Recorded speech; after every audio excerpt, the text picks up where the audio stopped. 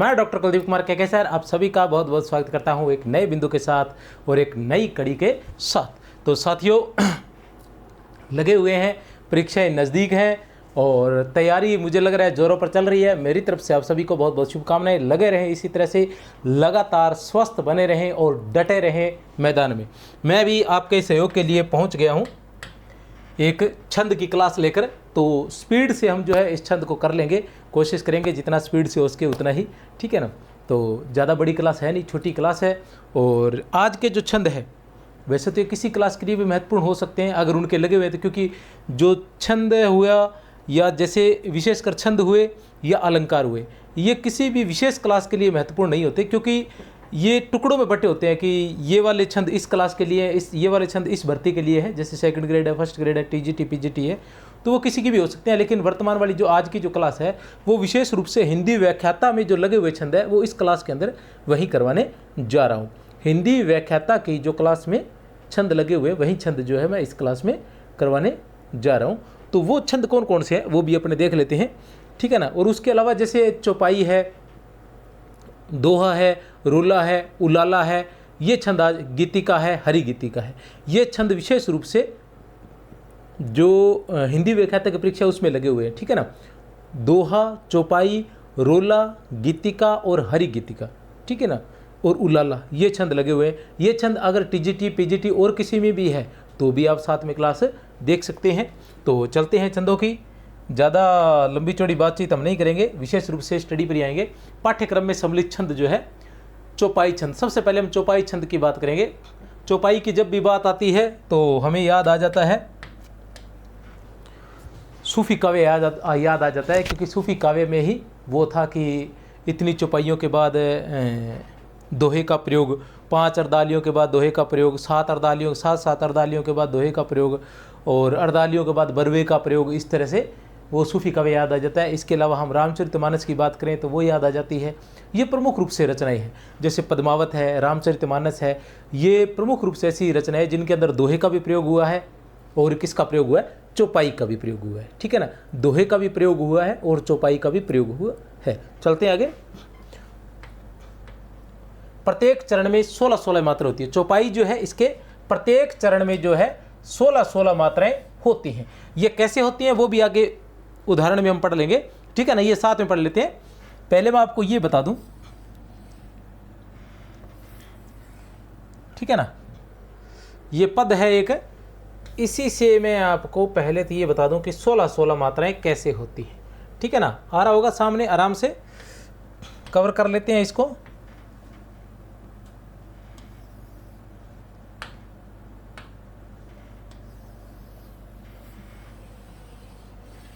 सोलह 16 मात्राएं होती हैं चौपाई में, जो है 16-16 मात्राएं होती हैं। वो कैसे होती हैं हम देख लेते हैं। आपके सामने पद है कि जय हनुमान ज्ञान गुण सागर, जय कपीश तिहु लोक उजागर। जय हनुमान ज्ञान गुण सागर, जय कपीश तिहु लोक उजागर, आपके सामने पद है, ठीक है ना। तो एक ये इसके जो किसकी कितनी मात्रा होती है ये मैं पहली क्लास में बता चुका हूँ अच्छे से। तो वो जब तक आप क्लास नहीं देखेंगे ये चीज़ें इतनी आसानी से होने वाली नहीं है, तो वो क्लास जरूर देखें, ठीक है। जय की एक मात्रा, य की भी एक मात्रा, है की भी एक मात्रा, नू की भी क्योंकि छोटा है एक मात्रा, माँ की 2 मात्रा, न की 1 मात्रा, ज्ञा की 2 मात्रा, न की 1 मात्रा, गु की 1 मात्रा, अण की 1 मात्रा, सा की 2 मात्रा, गै की 1 मात्रा, रै की 1 मात्रा।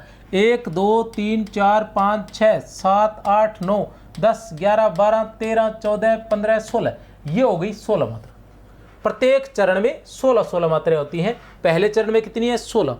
फिर जय की 1 मात्रा, य की 1, कै की 1, पी की 2 मात्राएं, स की 1, ती की 1, हूँ की 1, क्योंकि चंद्र बिंदु ये मात्रा भी छोटी है और चंद्र बिंदु भी लगा हुआ है, तो चंद्र बिंदु की क्या होती है, 1 मात्रा ही होती है। तो एक लो की 2 मात्राएं, कै की 1 मात्रा, ऊ की 1 मात्रा, जा की 2 मात्राएं, गै की 1 मात्रा और रै की 1 मात्रा। कुल कितनी हो गई, 1 2 3 4 5 6 7 8 9 10 11 12 13 14 15 और 16 मात्राएं। तो चौपाई जो छंद होता है उसके प्रत्येक चरण में 16-16 मात्राएं होती हैं। चरण जो होता है एक पंक्ति को नॉर्मली एक चरण कहते हैं, 4 चरणों का पूरा पद होता है। तो प्रत्येक चरण में 16-16 मात्राएं होती हैं। चौपाई जो है ये सममात्रिक छंद कहलाता है। क्या कहलाता है? ये सममात्रिक छंद कहलाता है। सममात्रिक छंद किसे कहते हैं? जिसके चारों चरणों में मात्राएं समान हो, जिसके चारों चरणों में मात्राएं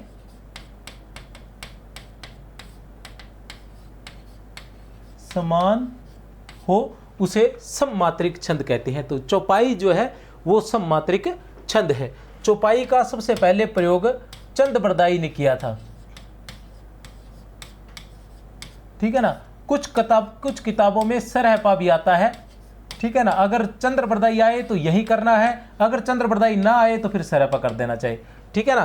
क्योंकि सरहपा का एक पद है ना, पंडिय सहल संत बखानी, ऐसे कुछ है, पंडिय सहल संत बखानी ऐसे कुछ पद है। तो वो चौपाई का ही पद एक माना जाता है। तो कुछ जगह सरहपा कुछ ये आता है, और ये हिंदी साहित्य के इतिहास की बात कर रहा हूँ, तो ऐसा आएगा। वैसे तो अगर ऐसा कुछ आएगा तो वो उसमें भी चला जाएगा, जो गलत हो जाते हैं, जिनके बोनस मिल जाते हैं। लेकिन बाकायदा अगर चंद्रबरदाई आए तो आपने चंद्रबरदाई ही लिखना है, अगर नहीं आए तो आप सरहपा भी लिख सकते हो, ठीक है ना। अब इसकी अन्य जो बातें हैं वो भी अपने देख लेते हैं। चौपाई जो है हिंदी का अपना छंद है, ये अपभ्रंश से नहीं आया हुआ। अधिकतर छंद जो है कहाँ से आए हुए? अपभ्रंश से आए हुए। चौपाई के साथ साथ एक चौपाई भी होती है। क्या होती है? चौपाई, जिसमें 15 मात्राएं होती हैं, 15-15 मात्राएं होती हैं। एक होती है चौपाई जिसमें 16-16 मात्राएं होती है, एक होती है चौपाई जिसमें 15-15 मात्राएं होती हैं। देख लेते हैं वो कौन से हैं। कुछ और नियम छोटे बड़े।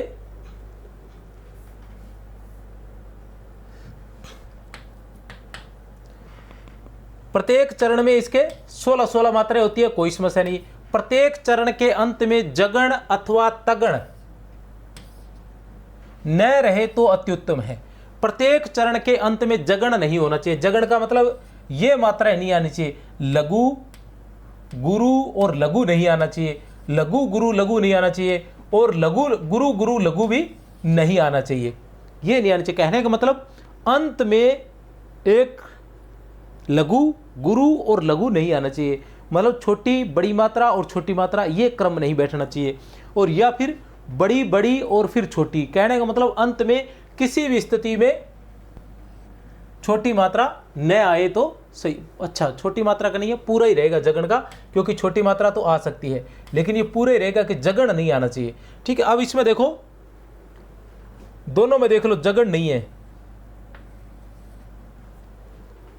ठीक है ना। ये क्या है? गुरु है और लघु लघु है, गुरु है और लघु लघु है। गुरु और लघु लघु किस में आता है? गुरु और लघु लघु किस में आता है? यह माता राजभान सलगा। इसमें से देख सकते हैं अपने कि इसमें क्या आया है। यह माता राजभान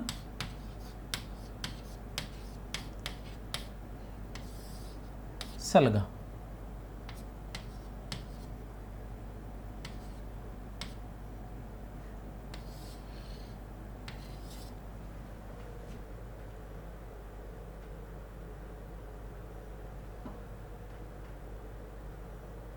गुरु और लघु लघु,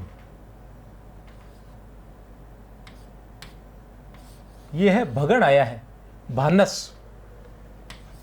यह माता राजभान सलगा में भानस आया है, जिसमें गुरु और लघु लघु। तो ये क्या है? भगण का प्रयोग हुआ है। अंत में किसका प्रयोग हुआ है? भगण का प्रयोग है, ध्यान रख लेना। प्रत्येक चरण के अंत में लघु लघु गुरु गुरु हो। प्रत्येक चरण के अंत में या तो लघु लघु हो या गुरु गुरु हो। देखो, इस दोनों में लघु लघु आया है। प्रत्येक चरण के अंत में या तो लघु लघु होने चाहिए, ये पूछा जाता है। ये जो बातें हैं, जो पहले पिछली बार जो ये व्याख्याता की जो परीक्षा हुई थी उसके अंदर ऐसा पूछा गया है। उस वक्त पिछली वाली में तो नहीं पूछा गया, पिछली में तो दोहा वगैरह ऐसा कुछ पूछा गया था। उससे पिछली वाली थी, उसमें पूछा गया था, उसमें कुंडलियां वगैरह ये सभी थे। तो सभी छंदों के बारे में पूछा गया था। जो असंगत तर्क संगत असंगत क्वेश्चन पूछा था कि छंद से संबंधित असंगत बताइए, उसमें अलग अलग बता रखा था। जैसे दोहा में 13-11 पर यति होती है, ठीक है ना। उलाला में इतने इतने छंद होते हैं। चौपाई के अंदर जो है अंत में लघु लघु या गुरु गुरु आने चाहिए। चौपाई के अंदर जगण या तगड़ नहीं आने चाहिए। इस तरह से अलग अलग छंद के, ठीक है ना। हरि गीति के अंदर 28-28 मात्राएं होती है, हरि गीतिका में 16-12 पर यति होती है। इस तरह से जो है संगत असंगत पूछे जाएंगे, इस प्रकार के सभी से ही। तो ये जो चीजें हैं आपको जरूर 16-16 मात्राएं ये तो याद रहेंगी। ये जरूर याद होना चाहिए कि प्रत्येक चरण के अंत में जगड़ अथवा तगड़ नहीं होना चाहिए। चौपाई में प्रत्येक चरण के अंत में जगड़ अथवा तगड़ नहीं होना चाहिए। प्रत्येक चरण के अंत में लघु लघु और गुरु गुरु होना चाहिए, लघु लघु और गुरु गुरु होना चाहिए। चौपाई हिंदी का सर्वप्रिय और अपना छंद है। अगर पूछा जाए कि हिंदी का अपना छंद कौन सा है तो आएगा चौपाई। अपभ्रंश तथा अवहट में चौपाई को चौपाई कहा गया है। अपभ्रंश तथा अवहट में चौपाई को चौपाई कहा गया है, जिसमें 15 मात्राएं होती है, ठीक है ना। अपभ्रंश में क्या था, जैसे दोहा अपभ्रंश का छंद है, ठीक है ना। हजारी प्रसाद द्विवेदी कहते हैं कि दोहा जो है अपभ्रंश का लाडला छंद है। दोहा जो है अपभ्रंश का लाडला छंद है। यही बात जैसे गाथा कहने से, ठीक है ना, शुक्ल भी यही कहते हैं कि दोहा जो है वो किसका है, अपभ्रंश का छंद है, कि दोहा कहने से अपभ्रंश का ज्ञात होता है, ऐसा कुछ आगे कथन अपने पढ़ लेंगे। हिंदी में चौपाई छंद का सर्वप्रथम प्रयोग चंद्रप्रदाय ने पृथ्वीराज रासो महाकाव्य में किया था। पृथ्वीराज रासो महाकाव्य में किया था, उदाहरण है इसका। एक उदाहरण है जय हनुमान ज्ञान गुण सागर, ये चौपाई का उदाहरण है। मुझे लग रहा है आपके समझ में आ गया होगा। इससे ज़्यादा की पढ़ने की व्यवस्था नहीं है, बस दोहे पढ़ने हैं। और वो जो मैं सूत्र बता कर गया हूँ वो सूत्र आपके ध्यान में होना चाहिए। कोई भी पद आ जाए आप उसमें से कुछ एक मात्राएं होती है, इससे ज़्यादा है नहीं। आपको किस चीज़ का ध्यान रखना है कि प्र की एक मात्रा होती है, प्र की एक मात्रा होती है, क्रय की एक मात्रा होती है, ठीक है ना। किसी भी आधे वर्ण से पहले अगर कोई अक्षर आ जाए, आधे वर्ण से कहने का मतलब जैसे क्या लिखा है,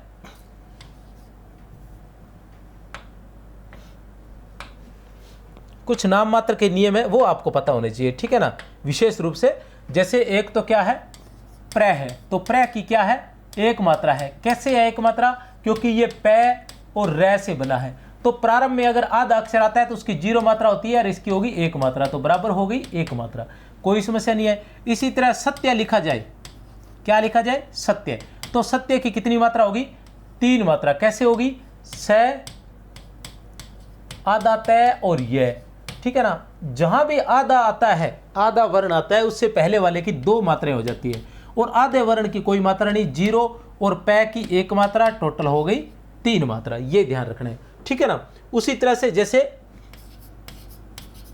सर्प है, तो सर्प की कितनी होगी, 3 मात्रा। 3 मात्रा कैसे हुई सर्प की वो भी बता दूं, स रे आधा और पै। अब रे आधा आ गया तो रे से आधे वर्ण से पहले वाले पर क्या लगता है, या हलंत वाले व्यंजन से पहले वाले पर क्या लगता है, 2 मात्राएं होती है। कितनी, 2 मात्राएं। रे की कितनी होगी, 0 और पै की कितनी हुई, 1, तो टोटल हो गई 3 मात्राएं। ये याद रखना है।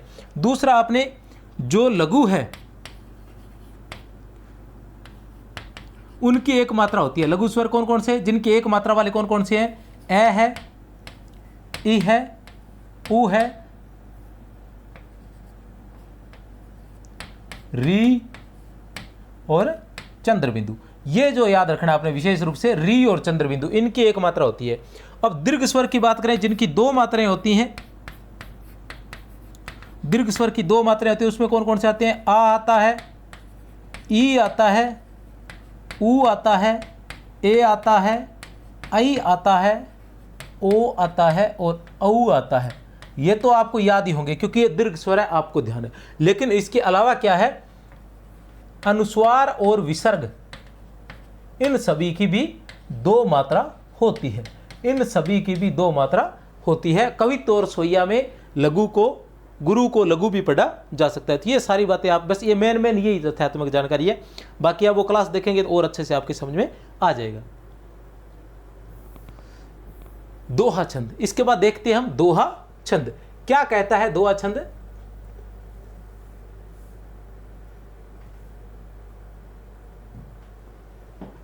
ठीक है ना। दोहा छंद, दोहे आप जानते ही हो, सबसे प्रसिद्ध जो है कबीरदास जी के दोहे हैं, ठीक है ना, कि कांकर पाथर जोड़ कर वो वाले, ठीक है ना, और कबीरदास जी के तो ऐसे ही है। और दोहा और उसके अलावा बिहारी सतसई के बारे में तो आप जानते हो। अगर बिहारी सतसई के बारे में नहीं जानते तो जिस पर सर्वाधिक रामचरितमानस के बाद जिस पर सर्वाधिक टीका लिखी गई है वो बिहारी सतसई है। और वो कहा भी गया है कि सतसैया के दोहरे जो नावक के तीर देखन में छोटे लगे घाव करे गंभीर। ठीक है ना, तो सतसैया के दोहरे की तो कोई बात ही नहीं है। इसके प्रथम तथा तृतीय चरण में 13-13 और दूसरे तथा चतुर्थ चरण में 11-11 मात्राएं होती हैं, या कह सकते हैं 13-11 मात्रा होती है। क्या कह सकते हैं? 13-11। पहले में 13, दूसरे में 11, तीसरे में 13, चौथे में 11, इस तरह से होती है। कहने का तात्पर्य यह है कि दोहा जो छंद है उसके प्रथम तथा तृतीय चरण में, प्रथम में भी कितनी होती है? 13, तृतीय में भी कितनी होती है? 13, ठीक है ना, और दूसरे में कितनी होती है? 11, और चौथे में भी कितनी होती है? 11-11 मात्रा होती है।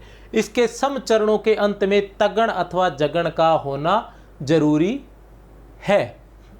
इसके सम चरणों के अंत में, सम चरणों के अंत में तगण अथवा जगण का होना जरूरी है। तगण अथवा जगण का होना जरूरी है किसके? सम चरणों के अंत में। दूसरे और चौथे चरण के अंत में, दूसरे और चौथे चरण के अंत में तगण अथवा जगण दोनों में से कोई एक होना जरूरी है। तगण अथवा जगण का होना जरूरी है। तगण अथवा जगण का होना जरूरी है।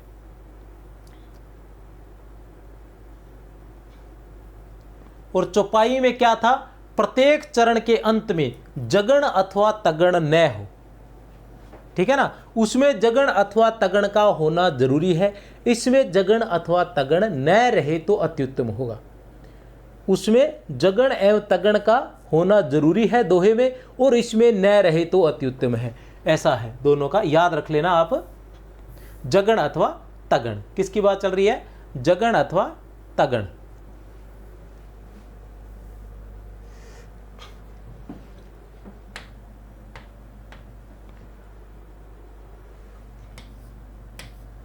विषम चरणों के प्रारंभ में जगण नहीं आता।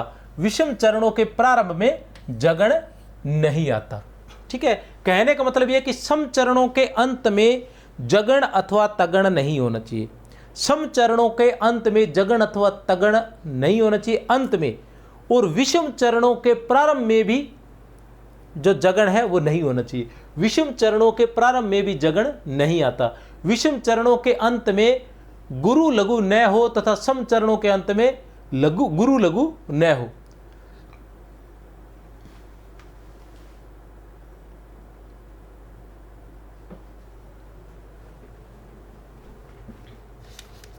दो बार कैसे है?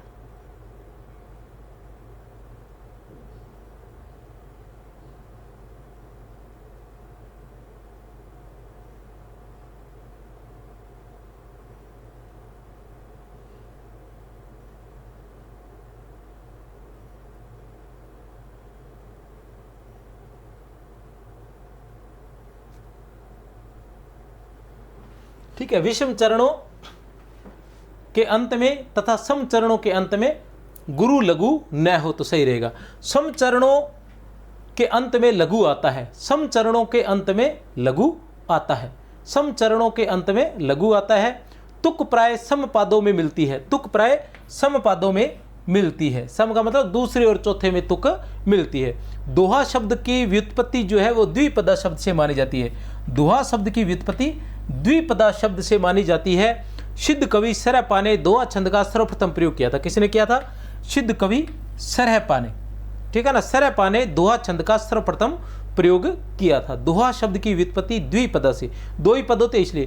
प्राकृत साहित्य में जो स्थान गाथा का है, प्राकृत साहित्य में जो स्थान गाथा का है, प्रयोग की दृष्टि से अपभ्रंश में वही स्थान दोहा छंद का है। प्राकृत साहित्य में जो स्थान गाथा का है, प्रयोग की दृष्टि से अपभ्रंश में वही स्थान दोहा छंद का है। साहित्य कोश के अनुसार, हिंदी साहित्य कोश डॉक्टर धीरेन्द्र वर्मा के अनुसार। हजारी प्रसाद द्विवेदी क्या लिखते हैं कि दोहा अपभ्रंश का लाडला छंद है। हजारी प्रसाद द्विवेदी क्या लिखते हैं कि दोहा जो है वो अपभ्रंश का लाडला छंद है। आचार्य रामचंद्र शुक्ल क्या लिखते हैं? आचार्य रामचंद्र शुक्ल लिखते हैं, उस समय जैसे गाथा कहने से प्राकृत का बोध होता था, वैसे ही दोहा या दोहा कहने से अपभ्रंश या प्राचीन को पद्य, प्रचलित पद को, प्रचलित काव्य भाषा को पद्य कहा जाता था। प्रचलित काव्य भाषा को पद्य कहा जाता था।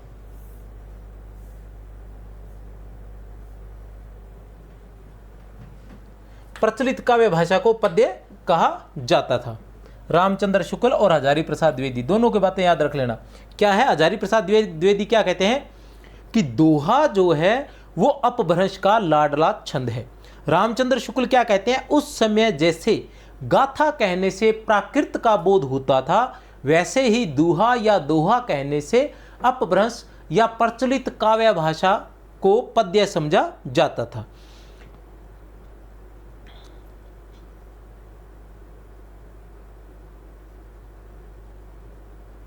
इसका एक उदाहरण देखते हैं। क्या है उदाहरण कि मानस मंदिर में सती पति की प्रतिमा थाप, जलती सी उस विरह में बनी आरती आप।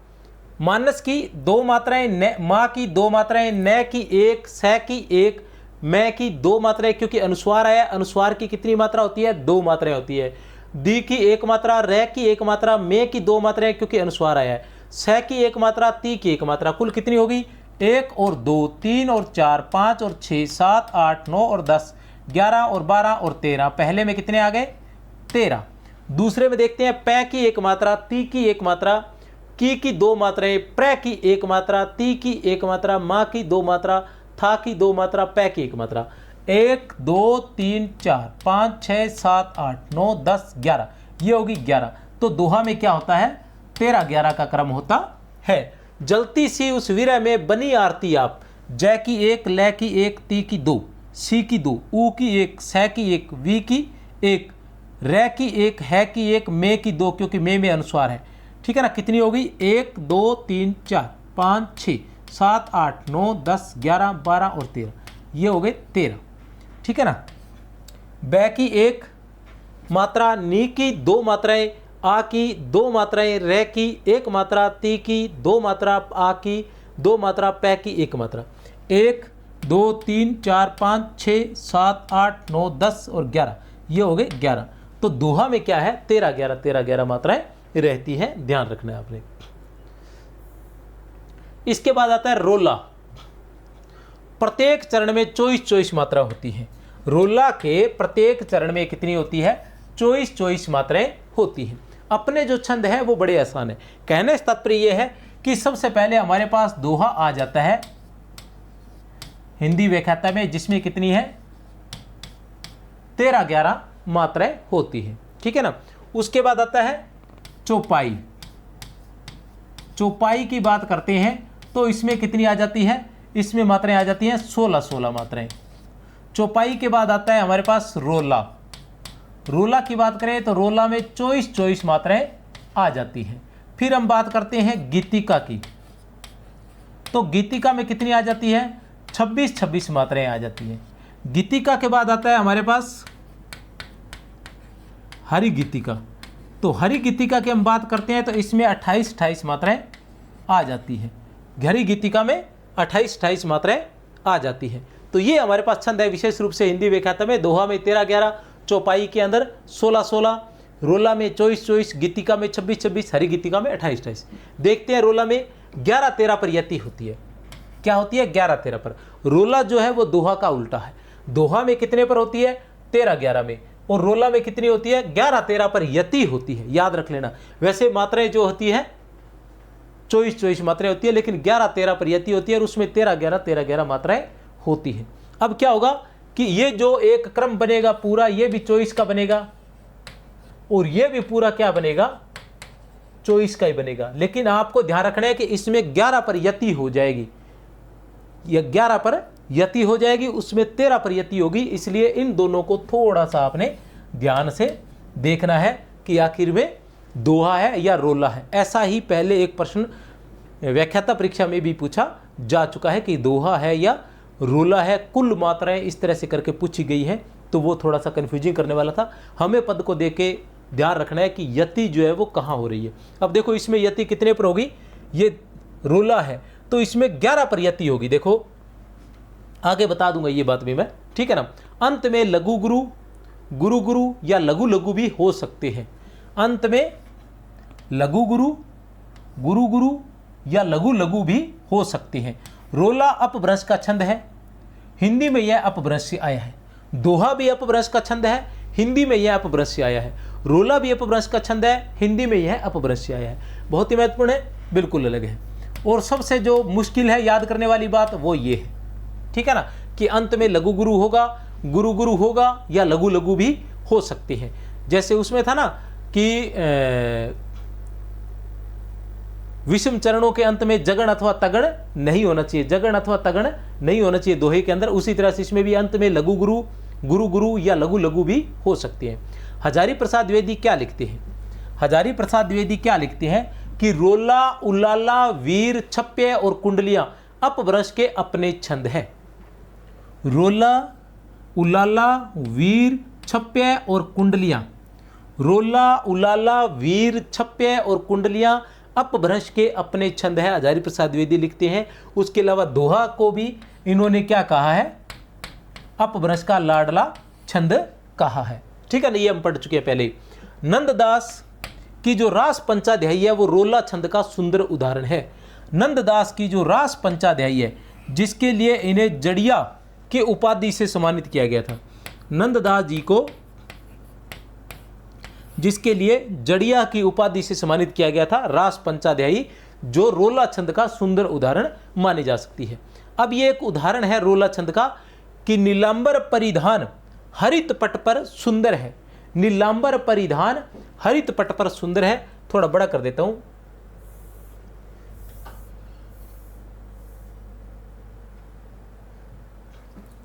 नीलांबर परिधान हरित पट पर सुंदर है, सूर्य चंद्र युग मुकुट मेखला रत्नाकर है। नीलांबर परिधान हरित पट पर सुंदर है, सूर्य चंद्र युग मुकुट मेखला रत्नाकर है। अब इसमें भी चॉइस है और दोहा में भी चॉइस आती है, लेकिन क्या है इसमें देखिए, नी की 2 मात्राएं, ला की 2 मात्राएं और मैं की कोई मात्रा नहीं होती, बै की 1 मात्रा, रे की 1 मात्रा। यहां आधा वर्ण आया है। आधे वर्ण से पहले यदि यहां लय होता, ये तो ला है, ला की तो वैसे ही 2 मात्रा होती है, लेकिन इसकी जगह अगर यदि लय भी होता तो भी उसकी 2 मात्राएं हो जाती, क्योंकि आधा वर्ण आया है। अब देख लेते हैं, पै की 1 मात्रा, री की 1 मात्रा, क्योंकि इसमें कौन सा लगा हुआ है? ई लगा हुआ है, छोटा ई जिसे बोलते हैं। धा की 2 मात्राएं और न की 1 मात्रा। अब यहां यति हो जाती है। अब देखते हैं कितनी है, 1 और 2, 3 और 4, 5 और 6, 7 और 8, 9 और 10 और 11। कितने पर? 11 पर, ठीक है ना। और ये कितना होगा? 13 होगा। और दोहा में कितना होता है? 13 और 11 होता है, ठीक है ना। हरित पट पर सुंदर है की 1 मात्रा, री की 1 मात्रा, तय की 1 मात्रा, पै की 1 मात्रा, टै की 1 मात्रा, पै की 1 मात्रा, रे की 1 मात्रा, सु की 2 मात्राएं, क्योंकि अनुस्वार लगा हुआ है। अनुस्वार की कितनी मात्राएं होती हैं? 2 मात्राएं होती हैं। दै की 1 मात्रा, रे की 1 मात्रा और है की 2 मात्राएं। कुल कितनी हुई? 1 2 3 4 5 6 7 8 9 10 11 12 और 13, ठीक है ना। ये होगी 13 और टोटल हो गई 24 मात्राएं। तो रोला छंद है, उसके अंदर कुल कितनी मात्राएं होती हैं? 24 मात्राएं होती है। यही कंडीशन नीचे भी बनी रहेगी। उसके बाद आता है उलाला।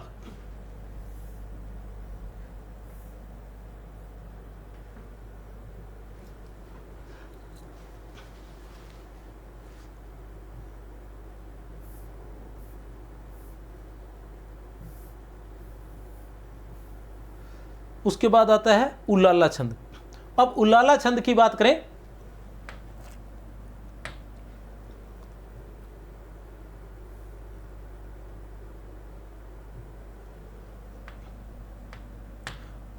ठीक है ना। तो इसके प्रथम तथा तृतीय चरण में 15-15 और दूसरे तथा चतुर्थ चरण में 13 मात्राएं होती हैं। इनको अलग अलग तरीके से भी पढ़ा जा सकता है कि 15-13 होती है। क्या होती है? 15-13 मात्राएं होती है। कहने का मतलब प्रथम चरण में, दूसरे चरण में, तीसरे चरण में और चौथे चरण में, ठीक है ना। तो पहले और तीसरे चरण में समान होती है, दूसरे और चौथे चरण में समान होती है।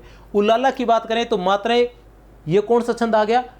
अर्ध सम मात्रिक छंद आ गया। अर्ध सम क्योंकि आदि सम है, पहले और तीसरे में समान है और दूसरे और चौथे में समान है। इससे पहले हम दोहा पढ़कर गए थे, जो चौपाई पढ़कर गए थे वो सम मात्रिक छंद था, चारों चरणों में मात्राएं समान थी। दोहा पढ़ा वो अर्ध सम मात्रिक था क्योंकि पहले और तीसरे में, दूसरे और चौथे में मात्राएं समान थी। उसके बाद हमने रोला पढ़ा तो रोला में भी वही स्थिति थी कि अर्ध सम मात्रिक छंद था, ठीक है ना। नहीं, रोला जो है वो सम मात्रिक छंद है क्योंकि उसके प्रत्येक चरण में, वो तो यति है। रोला सम मात्रिक छंद है क्योंकि उसके प्रत्येक चरण में 24 मात्राएं हैं। रोला जो है वो सम मात्रिक छंद है क्योंकि उसके प्रत्येक चरण में क्या है, 24 मात्राएं है, ठीक है ना। उसी तरह से जो उलाला है, उलाला जो है ये अर्ध सम मात्रिक छंद है क्योंकि इसके क्या है 15-15-15-13 पर है, तो ये अर्ध सम मात्रिक छंद है। इसी के समान दूसरा भी है एक छंद, वो क्या है, हरिगीति का है। हरिगीति का सम मात्रिक है क्योंकि उसके प्रत्येक चरण में 28 मात्राएं हैं। अब टोटल काउंटिंग करोगे तो ये जो है पहली लाइन, इसमें कितने हो जाएंगे, 15 और 13 28 हो जाएंगे। इसमें टोटल मात्राएं कितनी हो जाएगी, 28। हरिगीतिका में जाओगे तो वहां भी 28 हो जाएगी। अंतर क्या है, अंतर इतना ही है कि इसमें कितने पर आएगा, 15 पर, और उसमें कितने पर आएगा, 16 पर। बहुत ही कम अंतर है। एक भी मात्रा इधर उधर हो गई तो क्या हो जाएगा, उलाला का हरिगीतिका हो जाएगा, उलाला का उलाला हो जाएगा, ठीक है ना। तो उलाला का हरिगीतिका हो जाएगा, उलाला का क्या हो जाएगा, हरिगीतिका हो जाएगा। इसलिए ध्यान रखना है, और ध्यान रखने के लिए आपको इससे पहले वाली क्लास है वो जरूर देखें जिसके अंदर छंदों के नियमों को विस्तार से बताया गया है। लंबी क्लास है, विस्तार से बताया गया छंदों के बारे में, ठीक है ना। इसके दूसरे व चौथे चरणों के अंत में, दूसरे व चौथे चरणों के अंत में गुरु होना आवश्यक है। दूसरा, ये रहा दूसरा चरण गुरु, और ये रहा चौथा चरण गुरु है, ठीक है ना। दूसरे और चौथे चरण के अंत में गुरु होना आवश्यक है। गुरु है, कोई समस्या नहीं है, ठीक है। बाकी इसमें तो सभी में गुरु है, पर यह होना आवश्यक है। इसके प्रथम तथा तृतीय चरण में 15-15-15-13, उलाला में 15-13 रहती है, याद रखना है। रोला और दोहा में यति का अंतर है, और उसी तरह उलाला और हरिगीतिका में भी यति का ही अंतर है, ठीक है। हम खेले कूदे हर्षयुत जिसकी प्यारी गोद में, हे मातृभूमि तू, हे मातृभूमि तुमको निरखी, मगन क्यों न हो मोद में। हम खेले कूदे हर्षयुत जिसकी प्यारी गोद में, हे मातृभूमि तुमको निरखी, मगन क्यों न हो मोद में। हे शरणदायिनी देवी तू, हे शरणदायिनी देवी तू, करती सबका त्राण है, हे मातृभूमि संतान हम, तू जननी तू प्राण है। बहुत अच्छा लिखा है। हम खेले, है की एक मात्रा, मैं की एक मात्रा, खे की 2 मात्रा, ले की 2 मात्रा, कू की 1 मात्रा, दे की 2 मात्राएं, है की 2 मात्रा। है की 2 मात्रा क्यों है, क्योंकि ये देखो ऊपर वाला रह आ गया, ऊपर वाला रह आधा रह होता है, तो आधे रह से पहले वाले, जहां भी ऊपर वाला रह आए उससे पहले वाला जो वर्ण है, आप इतने ध्यान रख लेना कि ऊपर वाला रह आते ही पहले वाला जो वर्ण है वो डबल हो जाएगा, उसकी 2 मात्राएं हो जाएंगी, चाहे वो 1 मात्रा वाला है। तो है कि यहाँ 2 मात्राएं होगी। ऐसी बातें आपने याद रखनी है। श की क्या रहेगी, श की 1 मात्रा, यू की 2 मात्रा, तय की 1 मात्रा। कुल गिन लेते हैं, 1 2 3 4 5 6 7 8 9 10 11 12 13 14 और 15, ठीक है ना। कुल कितनी होगी, 15 मात्राएं। बिल्कुल सही है, 15 मात्राएं। जिसकी प्यारी गोद में, जी की 1 मात्रा, स की 1 मात्रा, की 2 मात्रा। पै की कोई मात्रा नहीं होती क्योंकि शुरुआत में जब आधा वर्ण आता है तो उसकी कोई मात्रा नहीं होती है। या की 2 मात्रा, री की 2 मात्रा, गो की 2 मात्रा, द की 1 मात्रा, मे की 2 मात्रा। 1 2 3 और 4 5 और 6 7 और 8 9 और 10 11 12 और 13, तो टोटल होगी 13। तो 15-13 मात्राएं होती हैं, ठीक है ना। आगे सभी में इसी तरह से है। गीतिका, गीतिका की बात करें तो प्रत्येक चरण में 26-26 मात्राएं होती है। प्रत्येक चरण में 26-26 मात्राएं होती हैं और 14-12 पर यति होती है, अंत में लघु गुरु आता है, अंत में लघु गुरु आता है। 14-12 पर यति होती है, याद रख लेना, 14-12 पर यति होती है। ये यतियां जरूर याद रखना, ठीक है ना। जैसे चौपाई में याद रखने की जरूरत नहीं है, चौपाई में कितनी होती है, 16-16 मात्राएं होती हैं, कोई समस्या नहीं है। 16 पर ही यति होती है, जाकर 16-16 मात्राएं होती हैं।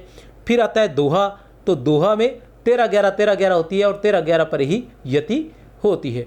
उसके बाद आते हैं हम दुहा के बाद आते हैं रोला पर। तो रोला में कुल मात्राएं 24 होती हैं, लेकिन 11-13 पर यति होती है। रोला के बाद हम आते हैं उलाला पर। उलाला की बात करें तो उसमें टोटल 28 मात्राएं होती हैं, लेकिन 15-13 पर यति होती है। मात्राएं 15-13 होती है, तो 15-13 पर ही यति होती है। उसके बाद आते हैं हम गीतिका पर। तो गीतिका पर क्या है, 14-12 पर यति होती है। कितने पर, 14-12 पर। अब ये हमें याद रखना है, बिल्कुल करीबी मामला है इनका, उलाला का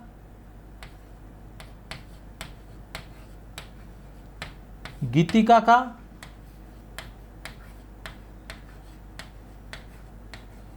और हरि गीतिका का। ठीक है ना, उलाला का, गीतिका का और हरि गीतिका का करीबी मामला है। कैसे है, उलाला में कितने हैं, उलाला की हम बात करते हैं तो उलाला में है 26। गीतिका की हम बात करते हैं तो गीतिका में भी 26 है। अच्छा, उलाला में 26 नहीं है, सॉरी, उलाला में तो 15-13 रहती है। ठीक है ना, गीतिका में कितने हैं,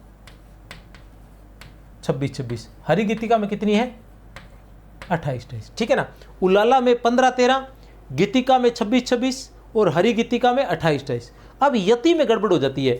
यति में क्या गड़बड़ हो जाएगी, यति में क्या है, उलाला में कितने पर है, 15-13 पर यति है। यति मतलब ठहराव है। गीतिका में कितने पर है, गीतिका में 14-12 पर है। ठीक है ना, गीतिका में कितने पर, 14-12 पर। नाम मात्र के अंतर आ रहा है, भी एक कम आ रहा है दोनों में। ठीक है ना, और हरि गीतिका में 16-12 पर है, इसमें एक ज्यादा आ रहा है। तो बिल्कुल पास में 14-12, फिर 15-13 और फिर 16-12। तो अब बिल्कुल पास का करीबी मामला रहता है कि आगे पीछे हो जाए, थोड़ा एक ही वर्ण आगे पीछे हो जाता है, एक ही मात्रा आगे पीछे हो जाए तो क्या हो जाता है, गड़बड़ हो सकता है। इसलिए इन सब का ध्यान रखें कि उलाला में क्या होता है, 15-13 पर यति होती है, गीतिका में 14-12 पर यति होती है, हरि गीतिका में 16-12 पर यति होती है। हिंदी में गीतिका छंद का प्रयोग चंद्र बरदाई, पृथ्वीराज रासो, केशवदास ने रामचंद्रिका में और भूषण ने शिवराज भूषण में किया है। हिंदी में गीतिका छंद का प्रयोग चंद्र बरदाई ने पृथ्वीराज रासो में किया है। चंद्र बरदाई ने पृथ्वीराज रासो में किया है।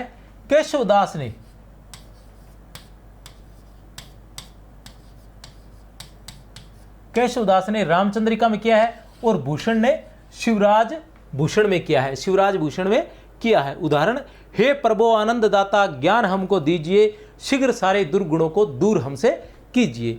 हे प्रभो आनंद दाता ज्ञान हमको दीजिए, शीघ्र सारे दुर्गुणों को दूर हमसे कीजिए। तो हे प्रभो आनंद दाता, हे की 2 मात्राएं, प्र की 1 मात्रा। पहले बता चुका हूं प्र की 1 मात्रा। ये सारी बातें मैंने जो नियम बताए थे उनके अंदर अच्छे से रट्टा मरवा दिया था। आ की 2 मात्राएं, न की 2 मात्राएं। क्यों न की 2 मात्राएं, क्योंकि अनुस्वार आया है और अनुस्वार की कितनी मात्राएं होती है, 2 मात्राएं होती हैं। चंद्र बिंदु की कितनी मात्रा होती है, 1 मात्रा होती है। री की कितनी मात्रा होती है, 1 मात्रा होती है। विसर्ग की कितनी मात्रा होती है, 2 मात्राएं होती हैं। ठीक है ना, द की 1 मात्रा, दा की 2 मात्राएं, ता की 2 मात्राएं, ज्ञा की। अब इसको देखो, 1 2 3 4 5 6 7 8 9 10 11 12 13 और 14।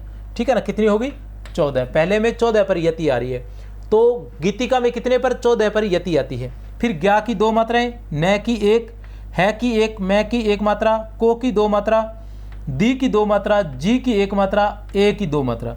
1 2 3 4 5 6 7 8 9 10 11 12, ये कितनी हो गई, 12।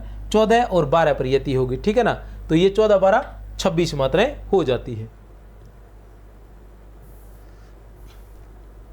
इसके बाद आता है हरि गीतिका। हरि गीतिका की बात करें तो प्रत्येक चरण में 28 मात्राएं होती हैं। प्रत्येक चरण में कितनी मात्राएं होती हैं, 28 मात्राएं होती हैं। 16-12 पर यति होती है, वह अंत में लघु गुरु अवश्य आता है। 16-12 पर यति होती है, वह अंत में लघु गुरु अवश्य आता है। 16-12 पर यति होती है, वह अंत में लघु गुरु अवश्य आता है। 5वीं और 12वीं 19वीं व 26वीं मात्रा लघु आना आवश्यक है। बहुत ही महत्वपूर्ण है।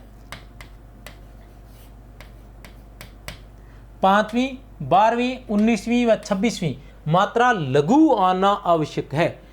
अभी देख लेते हैं आती है कि नहीं आती है। ठीक है, संसार स की 2 मात्राएं, सा की 2, रै की 1, की 2 मात्राएं, स की 1, मैं की 1, रै की 1 मात्रा, रै की 2 मात्राएं, क्योंकि आधा वर्ण आया है। आधे वर्ण से पहले वाले वर्ण की कितनी हो जाती है? 2 मात्राएं।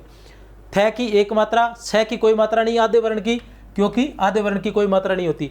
ली की 2 मात्राएं, मे की 2 मात्राएं। ठीक है ना, कितने पर होती है? 16 पर। पहले में देखते हैं 16 है क्या? 1 2 3 4 5 6 7 8 9 10 11 12 13 14 15 और 16, बिल्कुल सही है, 16 है। धीरता धारण करो, संसार की समरस्थली में धीरता धारण करो, चलो हुए निज इष्ट पथ पर, चलो हुए निज इष्ट पथ पर, संकटों से मत डरो। ठीक है ना, संसार की समरस्थली में धीरता धारण करो। संसार आप सभी के लिए बहुत ही महत्वपूर्ण है कि संसार की समरस्थली में धीरता धारण करो, चलो हुए निज इष्ट पथ पर, संकटों से मत डरो। इष्ट पथ पर चलते जाओ, डरना नहीं है बिल्कुल भी। धीर की 2 मात्राएं, रै की 1 मात्रा, ता की 2 मात्राएं, धा की 2 मात्राएं, रै की 1 मात्रा, ण की 1 मात्रा, कै की 1 मात्रा, रो की 2 मात्राएं। 1 2 3 4 5 6 7 8 9 10 11 12, ये हो गई 12। 16 12 बराबर 28, बिल्कुल सही है। अब इसने कहा है कि पांचवी मात्रा 1 2 3 4, ये 5वीं मात्रा है, लघु है। क्या कहा है? 5वीं मात्रा लघु अनावश्यक है। उसके बाद 12वीं देखते हैं, 5 6 7 8 9 10 11 और ये रही 12वीं मात्रा। 12वीं मात्रा लघु होनी चाहिए, आपके सामने लघु है। ठीक है ना, फिर देखते हैं 19वीं मात्रा, 13 14 15 16 17 18 और ये रही 19वीं मात्रा। 19वीं मात्रा क्या है? आपके सामने लघु है। उसके बाद आती है 26वीं मात्रा, 20 21 22 23 24 25 और ये रही 26वीं मात्रा, ये भी लघु है। तो 5वीं 12वीं 19वीं व 26वीं मात्रा लघु है। थोड़ा सा ध्यान रखना है, कई बार थोड़ा बता के पीछे हो जाता है, लेकिन चांस कम रहते हैं। ठीक है ना, आगे वाली पंक्ति अपने और देख लेते हैं, उसमें कुछ है या नहीं है। 5वीं 1 2 3 4 5, ये रो देखो 5वीं लघु है। 6 7 8 9 10 11 और 12, 12वीं लघु है। 13 14 15 16 17 18 19, 19वीं लघु है। 20 21 22 23 24 25 26, ये रही 26वीं भी लघु है। तो यहाँ इसमें तो अपने सेट बैठ रहे भैया, और का मुझे पता नहीं। ठीक है ना, पता क्या नहीं है, सभी में ऐसे ही होगा, ये नियम आपने ध्यान रख लेना। ऐसी बातें और कुछ पूछे ना पूछे, संगत असंगत में तो अवश्य पूछा जाएगा। ये 100% लिखवा कर ले लो, ये क्वेश्चन आपके तैयार पड़ा मिलेगा। संगत असंगत वाला सभी छंदों की एक या तो एक छंद की लेंगे, लेकिन एक छंद की बहुत कम चांस है। ये लगभग सभी छंद की, क्योंकि इतने छंद है हमारे। कितने छंद है? व्याख्याता में दोहा है, चौपाई है, ठीक है ना, रोला है, गीतिका है, हरि गीतिका है, उलाला है, ये 6 ही छंद है। और 6 छंदों में से कम 3 या 4 छंद की एक 2 विशेषता पूछेंगे, और आपसे पूछेंगे संगत असंगत छांटना है। उन विशेषताओं में यही पूछा जाएगा कि 16 12 पर यति होती है, अंत में लघु गुरु अवश्य आता है, अंत में लघु गुरु अवश्य आता है। इसको आपने क्या करना है, ये जो सारी चीजें है ना लघु गुरु वाली, इनको अलग एक इतना सा चार्ट बना के उस पर लिख लेना। इतना से एक चार्ट बनाकर उस पर लिख लेना और याद रख लेना कि किस में क्या है, किस में क्या है। ठीक है ना, ये सारी बातें यहाँ पर याद रख लेना। बाकी 5वीं 12वीं 19वीं या 26वीं मात्रा लघु आना आवश्यक है। 5वीं 12वीं 19वीं या 26वीं मात्रा लघु आना आवश्यक है, ये ध्यान रख लेना।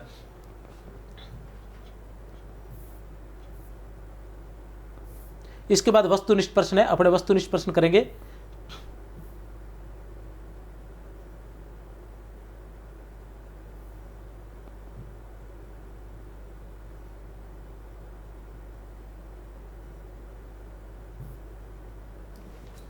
तो नेक्स्ट क्लास में अपने वस्तुनिष्ठ प्रश्न करेंगे। क्लास को जरूर अटेंड करना, और चैनल को सब्सक्राइब नहीं किया है तो जाते जाते सब्सक्राइब कर देना, मैसेज कर देना। मेरी तरफ से आप सभी को बहुत बहुत शुभकामनाएं। जय हिंद।